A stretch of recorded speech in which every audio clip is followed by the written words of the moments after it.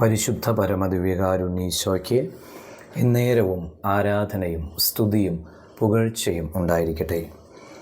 ഇന്ന് ഏപ്രിൽ മാസം 8-ാം തീയതി ചൊവ്വാഴ്ച. വിശുദ്ധ അന്തോണീസിൻ്റെ മധ്യസ്ഥം നമുക്കിന്ന് പ്രാർത്ഥിക്കാം.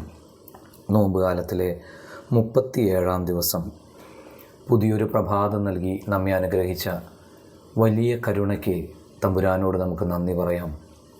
ഈ ദിവസം മുഴുവനും കർത്താവിനോട് ചേർന്ന് ജീവിക്കാനുള്ള കൃപ പ്രാർത്ഥിക്കാം. എല്ലാ പ്രവർത്തനങ്ങളും ഈശോയുടെ മഹത്വത്തിന് വേണ്ടിയുള്ളതാകട്ടെ. എല്ലാ ഉദ്യമങ്ങളിലും ഇന്ന് ഈശോ കൂടെ ഉണ്ടാകട്ടെ. ലൂക്കാ സുവിശേഷം 13-ാം അധ്യായം 32-ാം വചനം ഇന്ന് ധ്യാനിക്കാം. നിങ്ങൾ പോയി ആ കുറുക്കനോട് പറയുവിൻ, ഞാൻ ഇന്നും നാളെയും പിശാചുക്കളെ പുറത്താക്കുകയും രോഗശാന്തി നൽകുകയും ചെയ്യും. ഹെരോദോസ് കർത്താവിനെ കൊല്ലാൻ ആലോചിക്കുന്നു എന്നുള്ള വാർത്തയും അവനോട് രക്ഷപ്പെടാനായി പറയുകയും ചെയ്യുന്ന ഫരിസയരോട് കർത്താവ് തിരിച്ചു പറയുന്ന വാക്കുകളാണിത്. തിന്മയുടെ ശക്തിക്ക് മുമ്പിൽ ഒരിക്കലും പതറാതെ നിന്നവനാണ് ക്രിസ്തു.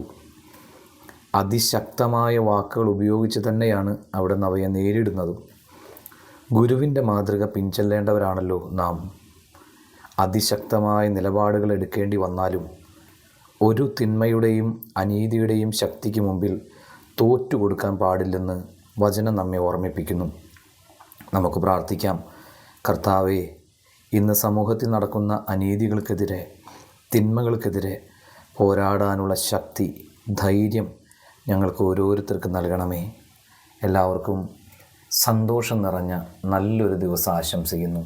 നമ്മുടെ കർത്താവ് ഈശോ മിശിഹായുടെ കൃപയും പിതാവായ ദൈവത്തിൻ്റെ സ്നേഹവും പരിശുദ്ധാത്മാവിൻ്റെ സഹവാസവും നാം എല്ലാവരോടും കൂടെ ഉണ്ടായിരിക്കട്ടെ, ഇപ്പോഴും എപ്പോഴും എന്നേക്കും.